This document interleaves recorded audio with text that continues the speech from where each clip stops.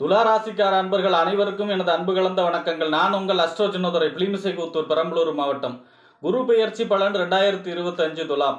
அதாவது பார்த்தீங்கன்னா, நிகழும் மங்களகரமான விஸ்வாவசு வருடம் சித்திரை மாதம் 31ஆம் நாள் 14/5/2025 புதன்கிழமை இரவு 10:36க்கு ரிஷபராசியிலிருந்து குரு பகவான் மிதுன ராசிக்கு பெயர்ச்சியாகிறார். இதனால துளாராசிக்கு ஏற்படக்கூடிய நற்பலன்கள் என்ன, எந்தெந்த விஷயங்களை துணிந்து செய்யலாம், எந்தெந்த விஷயங்களில் கவனமாக இருக்க வேண்டும் என்பதையெல்லாம் பற்றி இந்த குரு பெயர்ச்சியால் துளாராசிக்காரர்கள் அடைய போகக்கூடிய நன்மைகள் என்ன என்பதை பற்றி இந்த காணொலியிலே பார்ப்போம். இதுபோன்ற தொடர்ந்து ஜோதிட தகவல்களை பெறவும், தமிழ் மாத ராசி பலன்களை தெரிந்து கொள்ளவும் நமது சேனல் அஸ்ட்ரோ சின்னதுரையை சப்ஸ்கிரைப் செய்து கொள்ளுங்க, லைக் பண்ணுங்க, நண்பர்களுக்கு ஷேர் பண்ணுங்க. அதாவது பார்த்தீங்கன்னா, நவகிரகத்தில் குரு பகவான் தான் முழு சுபர். அதாவது சனி முழு பாவி, குரு தான் முழு சுவர். இருக்கிறதுலே 9 கிரகத்தில் முழு சுவர். அதனால தான் குரு பார்க்க கோடி தோஷ நிவர்த்தி. குருவுடைய பார்வை அப்படிங்கிறது நம்மளுடைய சுய ஜாதகத்தில் ஏதாவது ஒரு அவயோக திசை நடக்குது, கண்டங்களை கொடுக்கக்கூடிய திசை நடக்குது, நீச்சமாகி திசை நடக்குது அப்படி இருந்தாலும் குருவுடைய பார்வை இருந்தால் அதனுடைய கெடுபலன்கள் குறையும், அதனுடைய கெடுபலன்கள் மட்டுப்படும். குருவுடைய பார்வை அவ்வளவு சிறப்பு வாய்ந்தது. அதனால தான் குரு பார்க்க கோடி தோஷ நிவர்த்தி. நம்மளுடைய ஜனன ஜாதகத்தில் குரு நமக்கு லக்னத்துக்கு எந்த ஸ்தானத்தில் இருக்குதோ அந்த ஸ்தானத்துடைய அறிவை நம்ம வாழ்நாள் முழுவதும் அறிய வைப்பார் குரு. நம்மளுடைய சுய ஜாதகத்தில் லக்னத்துக்கு எந்த ஸ்தானத்தில் குரு இருக்காரோ அந்த ஸ்தான சம்பந்தமான அறிவை வாழ்நாள் முழுவதும் நமக்கு சொல்லி கொடுத்துக்கிட்டு இருப்பார் குரு. அதே போல் பார்த்தீங்கன்னா, குரு தான் பார்த்தீங்கன்னா தனகாரகன் அப்படின்னு சொல்லுவாங்க. பொருளாதாரம், ஒருவருடைய பொருளாதாரம் எப்படி இருக்கும், கடன்காரனாக இருப்பாரா இல்லை பொருளாதாரத்தில் தன்னிறைவு பெற்றவராக இருப்பாரா அப்படின்னு சொல்லக்கூடிய கிரகம். ஆண் புத்திரகாரகன் குரு. அதுலேயும் முக்கியமாக ஆண் குழந்தைக்கு காரகத்துவம் குரு.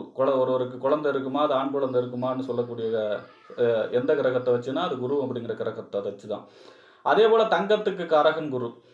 ஒரு நாட்டுடைய பொருளாதாரமே அந்த நாட்டுடைய தங்க இருப்பை வச்சு தான் தீர்மானிக்கப்படுகிறது. அப்படிப்பட்ட அந்த தங்கத்துக்கு காரகத்துவம் யார் அப்படின்னா குரு தான். அதாவது கெட்டாலும் மேன்மக்களை, தீய தலைகீழாக பிடிச்சாலும் அது மேலே பார்த்து தான் எரியும். அந்த மாதிரியான குணம் படைச்சு தான் பார்த்தீங்கன்னா குரு. அதாவது பார்த்தீங்கன்னா குரு அப்படிப்பட்ட குரு உங்கள் ராசிக்கு, துலா ராசியை பொறுத்த வரைக்கும் எப்பாடுபட்டாலும் பிற்பாடுபடாதே அப்படின்னு அந்த டிசிப்ளின் சொல்கிறாங்க இல்லையா, அந்த டிசிப்ளினுக்கு காரகத்துவம் குரு. அதே போல் பார்த்தீங்கன்னா உங்கள் 3க்கும் 6க்கும் உடைய துலா ராசிக்கு 3ஆம் இடங்கிறது என்ன, இளைய சகோதர ஸ்தானம், முயற்சி ஸ்தானம், வெற்றி ஸ்தானம், கீர்த்தி ஸ்தானம், ஒப்பந்தம், கையெழுத்தெல்லாம் சொல்லக்கூடிய இடம். 6ஆம் இடம் என்பது நோய், எதிரி, ஒம்பு, வழக்கு, கடன், உத்தியோகஸ்தானம். 6ஆம் இடம் மாத சம்பளத்தை சொல்லக்கூடிய இடம் 6ஆம் இடம். இந்த 3க்கும் 6க்கும் உடையவர் 8ஆம் இடத்துல மறைஞ்சிருக்கார். பொதுவாக புலிப்பாணி பார்த்தீங்கன்னா இந்த குருவுடைய கோச்சாரத்தை பற்றி ரொம்பவும் ஒரு முக்கியமான விஷயமா சொல்லியிருக்கார். அப்போ அஷ்டமகுரு கடந்த 1 வருஷமாகவே துலா ராசிக்கு அஷ்டமகுரு. 8ல் வாலி பட்டமிடம் தான். வாலியே தன்னுடைய பட்டம், அதாவது வாலியுடைய பட்டம் என்ன, யார் அவருக்கு முன்னாடி நின்று சண்டை போட்டாலும் அவர்களுடைய பாதி பலம் அவருக்கு வாலியை சேரும். அந்த பட்டத்தை இழந்தது பார்த்தீங்கன்னா 8ஆம் இடத்துல குரு வந்த பொழுது தான். 8ல் வாலி பட்டமிடம் தான். அதனால தான் அந்த 8ஆம் இடத்துல குரு இப்போ வாலிக்கு வந்த பொழுது தான் ஸ்ரீராமர் மரத்துக்கு முன்னாடி இருந்து அம்பு எய்து வாலி இறந்தது. அப்போ வாலிக்கு அந்த நிலைமை நமக்கு என்ன சொல்லணும். அப்போ பொருளாதார சம்பந்தமான பிரச்சனை, அசிங்க அவமானம், நஷ்டங்கள், இந்த என்ன 8ஆம் இடங்கிறது அது எல்லாமே சொல்லக்கூடிய இடம். அது சம்பந்தமான விஷயங்களை அனுபவித்தவர்கள் துலா ராசியை பொறுத்த வரைக்கும்.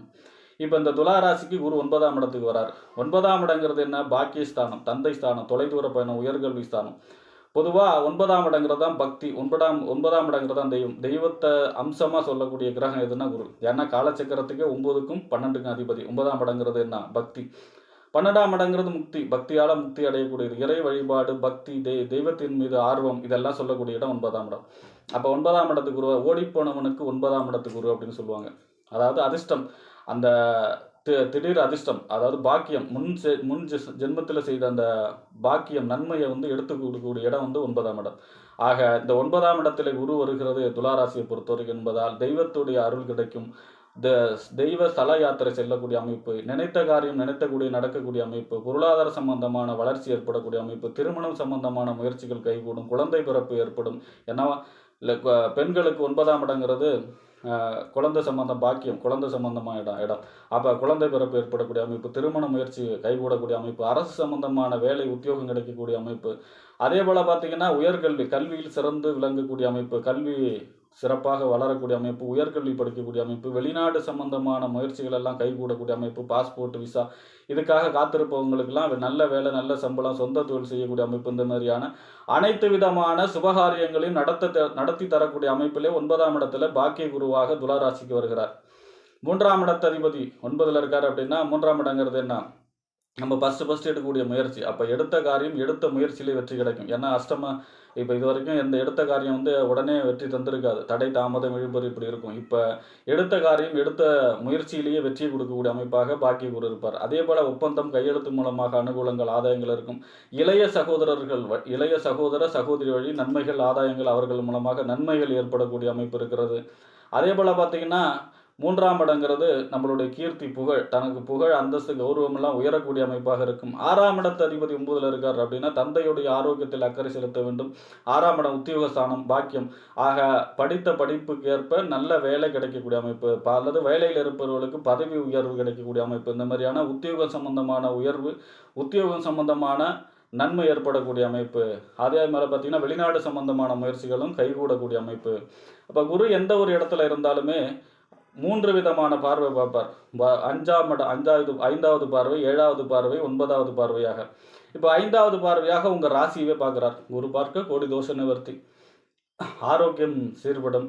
அதே போல் பார்த்தீங்கன்னா உங்களுடைய சிந்தனை, செயல்திறனெல்லாம் மிகச்சிறப்பாக, தெளிவாக, குழப்பம் இல்லாமல், மனம் அழுத்தம் இல்லாமல் இருக்கும். ஏன்னா குரு பார்க்குறார். அப்போ குரு பார்க்க கோடி தோஷ நிவர்த்தி. உங்கள் ராசியை குரு பார்க்குறாரு அப்படின்னாலே உங்களுக்கு ஜாதகத்தில் எவ்வளோ பெரிய அவயோக திசை நடந்தாலும் சரி, இந்த பீரியடில் உங்களுக்கு அந்த அவயோக திசையுடைய கெடுபலன்கள் குறைவுபடும்.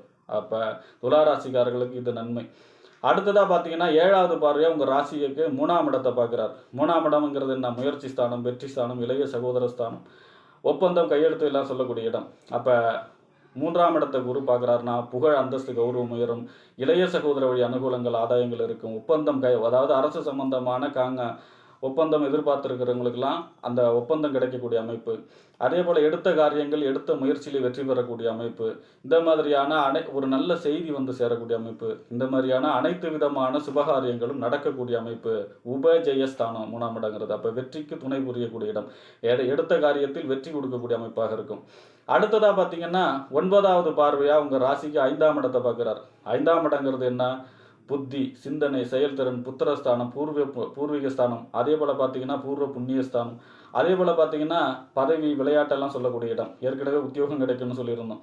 இப்போ பதவி இல்லைன்னா உத்தியோகம் கிடைக்க வாய்ப்பு இல்லாதவங்க பார்த்தீங்கன்னா ஒரு பதவி அல்லது எங்கே இருக்கீங்களோ அந்த இடத்துல ஒரு பொறுப்பு கிடைக்கக்கூடிய அமைப்பு இருக்கும். பதவி, விளையாட்டு போட்டிகளில் வெற்றி பெறக்கூடிய அமைப்பு, பூர்வீகத்தால் அனுகூலங்கள், ஆதாயங்கள். அதே போல் பார்த்தீங்கன்னா உங்களுடைய சிந்தனை, செயல்களும் தெளிவாக செயல்படக்கூடிய அமைப்பு. 5ம் 9ம் மிஞ்சும் பொருள் தரும். அதாவது 9லிருந்து குரு 5ஆம் இடத்தை பார்க்குறாரு அப்படின்னாலே, அதுவும் 9வது பார்வையை பார்க்கறதுனாலே 5ம் 9ம் மிஞ்சும் பொருள் தரும். பொருளாதார சம்பந்தமான வளர்ச்சி, எதிர்பாராத அதிர்ஷ்டம், எதிர்பாராத தனலாபம், எதிர்பாராத நன்மைகள், இந்த மாதிரியான யோக பலன்களை சொல்லிக்கிட்டே போகலாம். குழந்தை பிறப்பு, காதலிலே 5ஆம் இடங்கிறது காதல் ஏற்படக்கூடிய அமைப்பு, காதலிலே வெற்றி பெறக்கூடிய அமைப்பு, குழந்தை பிறப்பு, கரு உண்டாகக்கூடிய அமைப்பு, இந்த மாதிரியான குடும்பத்திலே அனைத்து விதமான சுப நிகழ்ச்சிகளும் நடக்கக்கூடிய அமைப்பாகவே இருக்கிறது.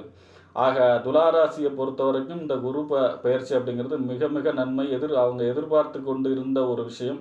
ஆக இந்த குரு பெயர்ச்சிக்கு பிறகு அவர்கள் எந்த விஷயத்தை தொடங்கினாலும் அது நன்மையாகவும் முடியும். 100% வெற்றியை கொடுக்கக்கூடிய அமைப்பாகவும், ஜாதகத்தில் யோக திசை நடப்பவர்களுக்கு மேல வளர்ச்சியும், அவயோக திசை நடப்பவர்களுக்கு அதனுடைய கெடுபலன்கள் குறையவும் இருக்கக்கூடிய காலமாகவே இந்த 9ஆம் இடத்து குரு துளாராசிக்கு நன்மைகளை வாரி வழங்கப் போகிறது என்று கூறி விடைபெறுகிறேன். நன்றி, வணக்கம்.